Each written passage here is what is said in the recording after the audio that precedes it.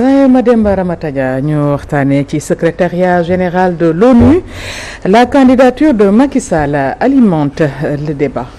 waaw xam nga fan yi ñu weesu dafa am information boo xam ne dafa kii trop fës trop ci réseaux sociaux yi mooy lan. dafa am ñu yëkkati candidature kooku ñuy wooyee Macky Sall. te mu yoroon sunum réew fukki at yi ak ñaar yi romb. léegi nag du moom moo wax officiellement candidat la. loolu moom waxagu ko. mais am na ñu ko commencé yëkkati. bi ñu ko yëkkatee nag coow li bari na. léegi nag boo xoolee président Macky Sall. depuis bi mu nekkatul njiitu réewum Sénégal. bari na activisme sur le plan international. bari na ay yëngu-yëngu yu bari am na fi ay ndomb am na fi ay kii mu ngi def ay te ci lañ gis ne sax léegi dafa bari lu muy def tweet. di wane di jox xalaatam ci la marche du monde la marche de l'Afrique di défendre Afrique yooyu yëpp. donc ça veut dire que moom il est dans un activisme diplomatique. léegi nag boo fàttali ko. bi mu njëkkee ñëw bi mu ñëw gi déjà bi mu ñëwee rek envoyé spécial la doon bu Macron. te daaw pour mu renoncer mandat. bi mu ci waxtaanee ak tubaab bi. xamul que ne ko yow tu as des perspectives d'avenir intéressantes perspectives yu intéressantes sur le plan international. donc yooyu yëpp bu dajaloo day am lu mu mën a def ci boppam. wala mu def ko bopp ci ñeneen ñoo xam ne. bëgg nañ mu nekk candidat. secrétariat général de l'ONU. pour mu nekk nag il faut que fi nekk léegi. António Guterres nekk portugais. nga xam ne deuxième mandat la nekk te mandat boobu mi ngi jeex 2026. mais amuñu gannaaw di ko galvaniser di ko pousser pour mu bëgg a. pour mu nekk candidat ñu am doole. il y a un intense. courant de communication bu nekk ak bataille médiatique boo xam ne gars yaa ngi koy kii nit ñaa ngi bind ñi ngi kii. léegi nag. moom pour mu arriver loolu il y a des obstacles à franchir. parce que obstacle bi njëkk am mooy régime bi. parce que régime bi ñoom jàpp nañ ne lépp lu xew ci réew mi. ak li ñu dal ñun ñëpp. nee na la une économie en ruine wax nañ ne la situation est catastrophique la marge de manœuvre budgétaire est quasi exsangue ñoom lépp ñu ngi ko neen le seul responsable c'est le président Macky Sall. donc pour mu am soutien ci Sénégal. loolu moom wax dëgg yàlla. gént lay doon ci man. soutien ci régime bu mel nii. et puis nag état yi il faut ñu xam leen. état du ay sentiment moo koy doxal. c'est président Léopold Sédar Senghor da daan faral di wax on ne peut pas diriger un pays en ayant le cœur d'une jeune fille. xam nga boo nekkee jeune fille da ngay bëri yërmande da ngay bëri kersa da ngay bëri luy rus. moo tax Senghor da daan wax on ne peut pas diriger un pays en ayant le cœur d'une jeune fille. donc pour vous dire que l'État c'est un monstre froid. léegi nag am na ñuy soulever ne lu tax ñii duñ ko jàppale ak affaire mais en tout cas par rapport au régime actuel. son soutien moom wax dëgg yàlla kooku waruñu ko mën a xaal. parce que sans compter aussi le soutien des populations sénégalaises. parce que ñoom jàpp nañ ne li leen dal yëpp. le seul responsable mooy Macky Sall parce que c'est lui qui gère le régime bien vrai que ñun suñu constitution dafa am benn paradoxe mooy le chef de l'État est chef de tout. mais pénalement il n'est responsable de rien loolu contradiction xam naa avec les réformes à venir peut-être dinañ xool nu ñuy gérer la. donc premier obstacle bi mooy loolu. te boo fàttali ko boo fàttali ko. en 2000. bi ñuy def bëgg a def secrétariat général de la francophonie. France moo njëkk a génn wax. léegi bi mu waxee. Ablaye Wade ne comme que ñi médiatiquement ils ont réagi léegi man tamit réagir Ablaye Wade moo génn ne leen le Sénégal n'a pas encore de candidat. pour wan leen ne rek du yéen ñuy tànn suñuy candidat mais finalement ils ont trouvé un compromis ba Abdou Diouf ñu fal ko comme en 2014 kii moo nekkoon premier ministre Amadou Ba. Makhtar Diop ne dafa bëgg a nekk candidat à la BAD, Banque africaine de développement. mais gouvernement de l'époque souteniruñ ko. ñu soutenir Adesima ki nekk nii. moom la ñu ma soutenir ba kooku moom mujj a gañ donc ça veut dire que état yi amuñu donc pour ngay wax ne kii sénégalais na nga ko jàppale yooyu de état bi moom yaakaaruma ñu mën ko jàppale. beneen obstacle bi aussi mooy. xam nga les droits humains. sànq yëngu na ko. dafa am solo. ci droit ci ay organismes yu mel Nations Unies. droits humains ak principe démocratique. te boo xoolee diggante 2020 ak 2024 Adja li fi xaw lépp. kenn mënu ko justifier de manière démocratique. ni en se basant sur les droits humains. donc yooyu yëpp ak liñ ko ak morts yi fi am on parle de 80 morts ainsi de suite. ak ñi nga xam ne ils ont eu des blessures ñi am ay handicap. sans compter aussi dégâts collatéraux yi mu def ci ñi nga xam ne perdre nañ seen emploi. ñi nga xam ne ay sociétés yu tëj la yooyu yëpp bu dajaloo. pour nga sans compter aussi ñëwaat ne la ñooñu dañoo falsifier comptes yi. ñu ne la ñooñu kooku ak régime am ñoo falsifier comptes yi donc yooyu yëpp bu dajaloo donc tes chances sont très minimes. Mimi Touré nag gis naa dem mu génn. bi mu génnee xamal ne que le remplaçant ki war a remplacer Guterres day doon quelqu'un qui est immaculé dans les droits humains mooy ki nga xam dafa set ci wàllu gestion droits humains. bi nga xam ne loxoom dafa set partout ci wàllu gestion droits humains ci paix ak ci démocratie. gis naa aussi Seydou Gassama génn wax ko te léegi aussi le principal obstacle de Macky Sall sera de se réconcilier avec son peuple. peuple bi fi bët bi ñu koy xoolee. il croit que c'est le condensé de tout leur monde tout ce qui leur arrive donc yooyu yëpp bu dajaloo donc day jafe obstacle léegi nag. beneen mbir mi mooy du am na ñu ko am na carnet d'adresse. moom kenn du ko nattable. am na réseau international kenn du ko nattable. mais diw baax na. sa mbokk yaa ko wax diw bu ñu ne leen kat ma ko ñu ne la mbokk yi. donc ça veut dire que son plus grand obstacle nag mooy l'adhésion du régime actuel te régime boobu xam naa adhéré moom du ko adhéré parce que ku la dig ay tëj dig la yóbbu la haute cour de justice menacé commencé jàpp seen leen di tëj du kooku mooy favoriser sa candidature pour ONU. te yow tamit aussi da ngay soxla loolu parce que c'est fondamental. parce que aussi cutis bi il faut nekk candidat aussi il faut aussi sa candidature benn réew porté ko. waaw notamment réew bi nga xam fa nga dëkkee. donc cutis bi c'est fondamental. buñ ko forcer sax xam naa du léegi daal fi mu toll nii foofu lañ toll. coow li nag bari na. mais li ci am solo daal mooy fexe ba réconcilier te certainement bëgg na se réconcilier avec son peuple. bëgg na fi ñëw. mais xam na ne xelam dalul.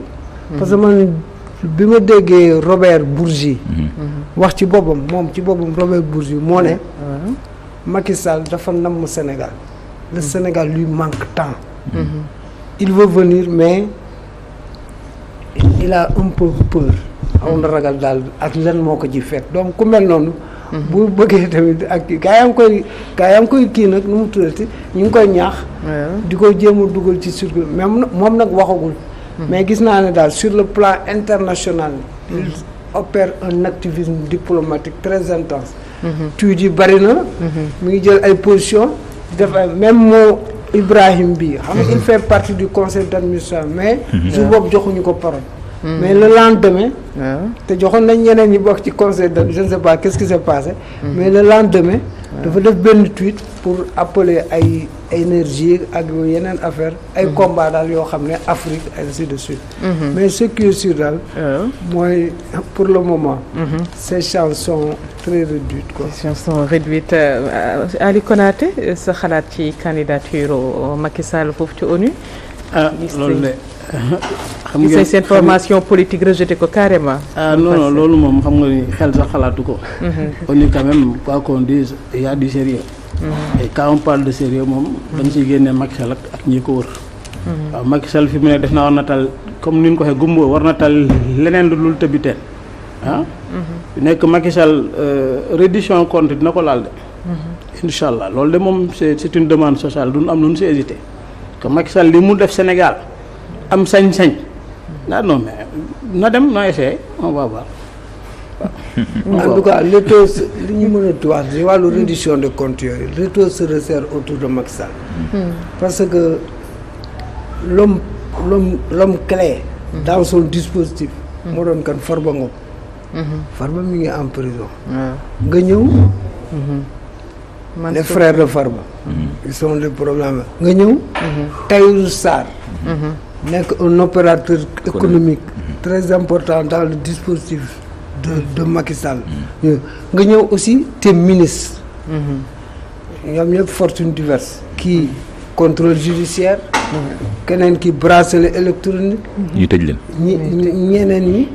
ils sont sous mandat de dépôt. donc yooyu yëpp bu dajal sans compter aussi ton enfant. doomam Amadou Sall.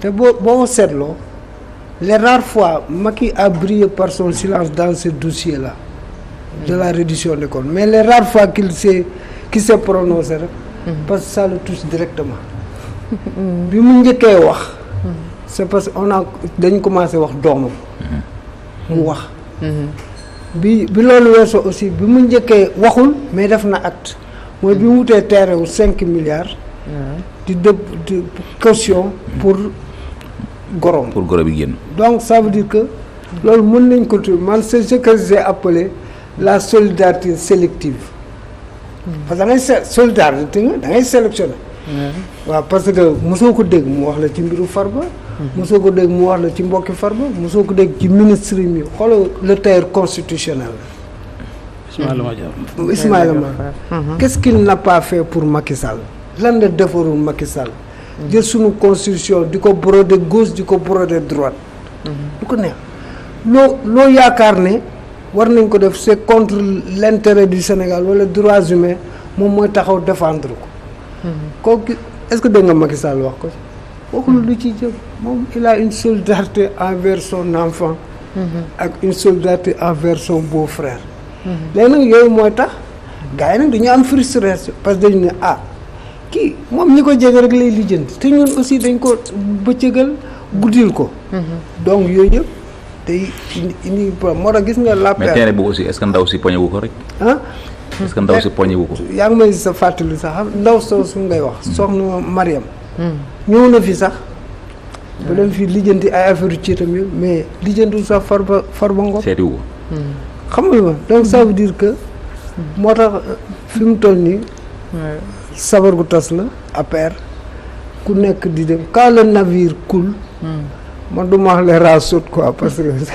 mais je dirais que les occupants sautent donc noonu la dem moo tax gis nga fi mu toll nii day gën a wàcc rek quoi te pour nga défendre ko day jafe te ñenn ñi aussi dañuy bañ ñu wax leen dara waaw fi mu toll dañuy toog jàpp seen ñaamut parce que da ngay bañ ne duma fi wax ñu woo moom wala ñu suyeen parce que yow ci gestionnaire bi passé donc yooyu yëpp bu dajaloo c'est très compliqué et complexe pour le régime de Macky Sall ensuite xam naa ne du yomb ci ñoom te son fils Amadou il risque le mandat d'arrêt international waaw parce que woon nañ ko convoqué nañ ko ñëwul ainsi de suite léegi fan yi di ñëw aussi di nga déggaat yeneen mbir ñu bees ñoo xam ne jaw xol parce que programme surtout Covid bi ñi mu concerné le programme de résilience sociale ministère yi mu concerné woon daa bëri te am na ñeneen ñoo xam ne war na soxla nañ leen fan yi quoi am na ñeneen ñuy xaaraat ci dossier am na ñeneen ñu ñëw incha allah ñeneen ñuy ñëwati encore incha allah affaire bi daal pareegul am yeneen ponk lu daan waat yeneen ponkal yi daanoo loolu ma waxu seet na mais kii waxoon na la ko Farba nee na bu ma daanoo ñu bëri dinañ daanu Farba waxoon na avocat mu wax la ko donc pour te dire reddition des comptes pour la ci kenn na baal boo xam ne boo ko tijjee baal bi du gaaw a jeex daal waaw pecc mi dina metti lool fecc ñenn ñi waaw pecc moo xam ne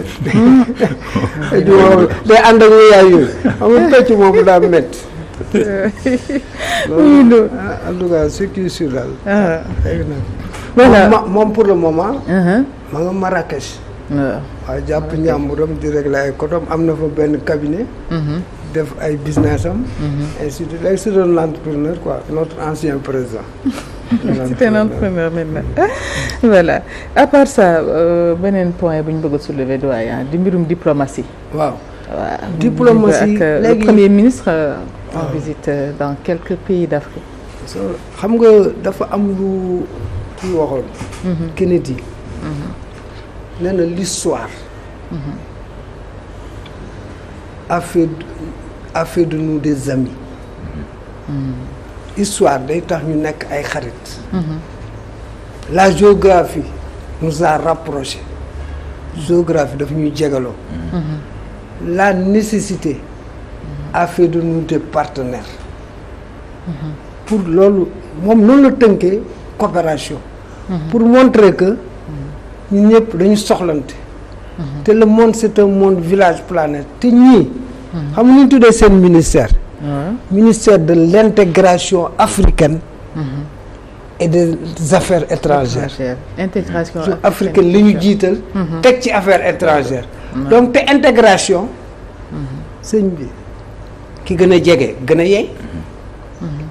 ñi dañoo bokk ak ñoom sous-région bi. bokk ak ñoom Afrique de l'Ouest. bokk ak ñoom CEDEAO. donc war nañu mën a demlante. ci géopolitique. ci géoki te gis naa ne aussi accords yi ñu fa signé lu ma niru am ya parce que ku mel ni Côte d'Ivoire.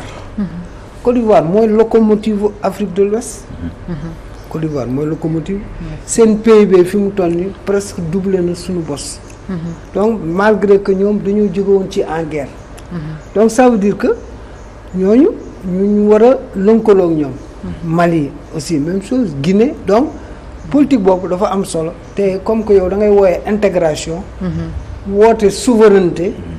war nga mën a ñi nga bokkal kii parce que xool nous sommes entourés d'un cercle de feu. Le Mali brûle. La Guinée waxuma brûlé waaye mi ngi kii. Côte d'Ivoire moo ci tane. te pays Côte d'Ivoire sax xaw nañ sori tuuti. léegi ensuite il y a la Mauritanie. Heureusement on est en train de trouver de bons kii de très bons rapports parce que boo leen bokkee pétrole ak gaz ak yooyu. ça veut dire que am na foo leen juboo.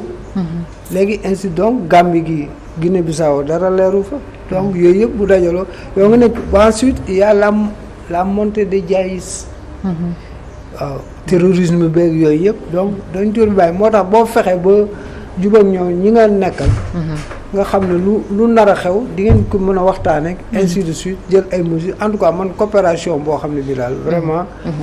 lu ma amatul te boo xoolee aussi ñu ngi diversifier suñu coopération. du ñii rek président Diomaye dem na fi Chine. dem na fi Allemagne dem na fi Turquie. te yooyu yëpp ay axes yoo xam ne mën na la indi xaalis. te boo surtout bu koo xam ne FMI ak Banque mondiale dañ laa dudd fi mu toll nii. parce que daaw ak ren dugaluñ fi dara. saa yoo waxtaanee ak ñoom rek ñu tegaat beneen conditionnalité. ne la juin bu ñu ñëwee aussi Seydina di leen tegaat beneen affaire ainsi de suite naruñu ko léegi nag yow. yaay wutal say bopp pexe. yaay wutal say bopp pexe donc fexe ba lu nekk nga mën ko lijjanti parce que tubaab yi boo kuñ la ne bon élève FMI nga. Adja. ça veut dire que yaa ngi lor sa askan. Abdou Diouf il a toujours été considéré comme un bon élève de du FMI. Mais toutes ces années-là de galère que Sénégalais yi doon dund. C'était sous l'ère Diouf. Même lañ ko ba ajustement structurel il a réussi une prouesse extraordinaire. boo xam ne xaw ma nan la ko Sénégalais yi mënoon seetaane à l'époque. Il a réussi à baisser le salaire pendant 3 mois. Abdou Diouf. wàññi salaire u Sénégalais de 15%. pendant 3 mois il a fallu gars yi xeex. On avait à l'époque Mademba Sock avec son fameux slogan yal na ko yàlla yërëm xare ko àjjana. touche pas à mon salaire. ba gars yi mobiliser nit ñi finalement mu revenir à la raison quoi. Malgré que c'était un peu très dur pour tout le monde parce que salaire moom. du lu ñu waay boo ko mënut a yokk moom waroo koo wàññi. Akii la monsieur Konaté noo appréhendé visite au premier ministre bi am na polémique aussi lu jëm ci jet privé bi nga xamante ne ñu ngi koy wax ñu ne entre fantasme et réalité. xam nga Sénégalais moom doon yàgg dugg dans des discussions puériles. waaw duñ xool comme ni ko Demba Ramata waxee duñ xool lu baax ci visite bi mais dañuy essayer gis dans les détails. te ñu nekkuñu ci. parce que diplomatie économique soo xoolee dëkk bu mel ni Maroc. président marocain suy voyagé. da ngay yaakaar ni benn chef d'entreprise moo ànd ak ay collaborateurs am parce que fu mu dem. dafay yóbbaale ses meilleurs éléments pour ñu effectivement jaay destination Maroc. et ça réussit. aujourd'hui ñun ñu gis lu baax. ci Maroc gis ko feneen ñu ne moom la ñuy def. mais y a quand même des gens yoo xam ni ils se permettent de critiquer ces actions là man ñu mel noonu du ma leen répondre. parce que ñooñu dañu bëgg yóbbu dans ce qu'on appelle des discussions de bas étage. te ñun comme ñu ko waxee te yéen ñu si mun dimbali mooy ñun doon bëgg relever le débat. xool diplomatie économique nu ñu koy réaliser parce que à l'époque amoon na par exemple au niveau de la Russie que je connais bien amoon na ce qu'on appelle un bureau économique. boo xam ni dañ fay teg un ministre conseiller boo xam ni rôle am mooy effectivement de vendre la destination Sénégal. mais Sénégal suñu defee lu baax. nga gis ñi fi nekkoon comme gëmuñu seen bopp gëmuñu ñu dindi ko yu mel noonu lan war a réhabilité waat. def en sorte que visite yu mel noonu muy am. non seulement sur le plan politique c'est très important parce que balaa ngay dem xool fu sori sa voisinage proche nga am ak ñoom ay relations. fu mel ni Guinée. gis ngeen liñ wax ci bauxite bi liñ wax sunu gaz bi ni mun échanger pour que ëllëg ñu jël bauxite bi wala yenn fer di ko transporter directement en Europe ou ailleurs nga xam ne am benn plus-value ñeneen ñu xool maintenant en parfaite synergie nu ñuy def pour que ñun ñëpp ñu bokk fu Mademba amee 1 Massamba am 2 ñu boole mu nekk 3 ñu avancer foofu la war a xool réfléchir sur ces enjeux là xool am na en Europe def nañ ko depuis des décennies ñun ñu ngi nekk toujours des micro-états yoo xam ni on a pris ça de la colonisation ñuy fi mu nekk ñu am chance am ñoo xam ni c'est des vrais souverainistes jël pouvoir bi di xool lu ñuy def pour dajale nit ñi mais y a des gens qui amusent la galerie qui nous parlent de jet privé et consorts man du ma ci tontu. détail nga ko jàppee doyen. waaw en tout cas man daal li ma gëm mooy. lépp lu ñu mën a def. pour rationaliser les dépenses nañ ko def. parce que si on peut se déplacer moins avec un jet privé on le fait. man loolu laa jàpp quoi. parce que réew mi on a de maigres ressources. ressources yooyu dañ ko war a sakkanal yaxanal ko.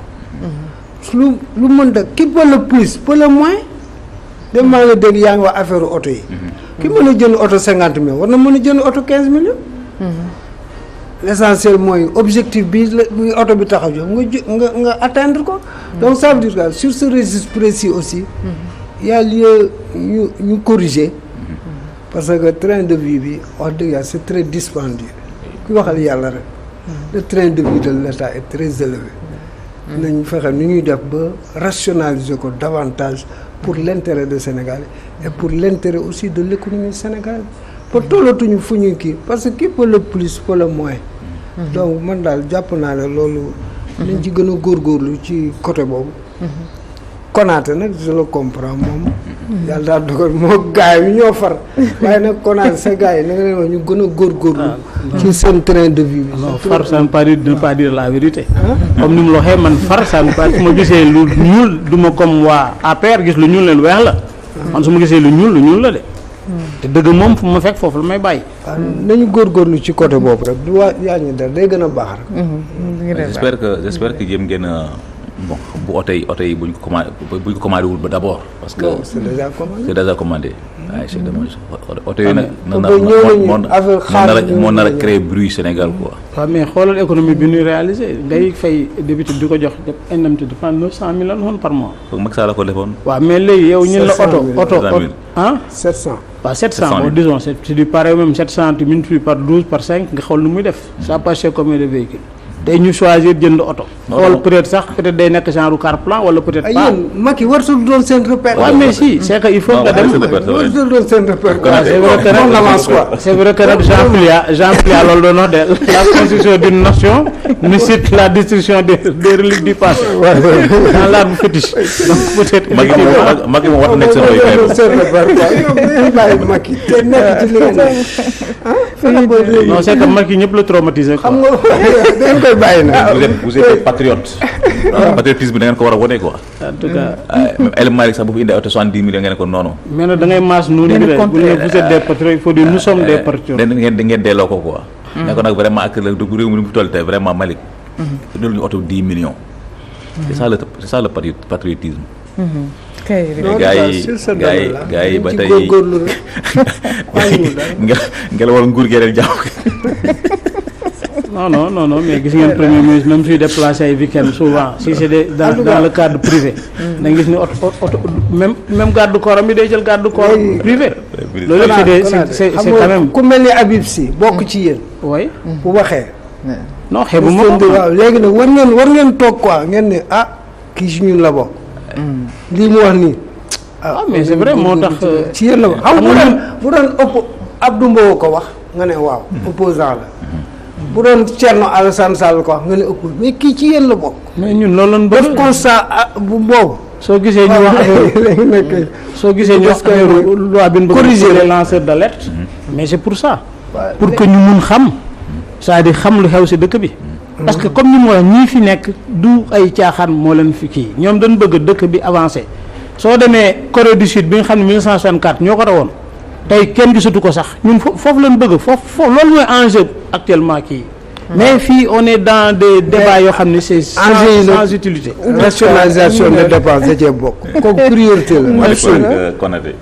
faj nañu. mu ngi noonu. Konaté daal fexe daal ba li ngeen wax askan wi daal ngeen def ko. waaye daal li wétoo daal mooy seen gars yi moom. fu mu toll daal commencé nguur gi commencé leen la jàpp ko. non yow moom tu es constant quoi moo tax ñu lay suivre parce que vraiment waxatu dëgg. c'est normal. ñu bëgg na ñu mel noonu quoi vraiment. c'est normal. ñu ngi leen si remercier quoi. merci beaucoup merci c'est Ali Konaté doyen Mademba Ramata Dia merci ci li ngeen di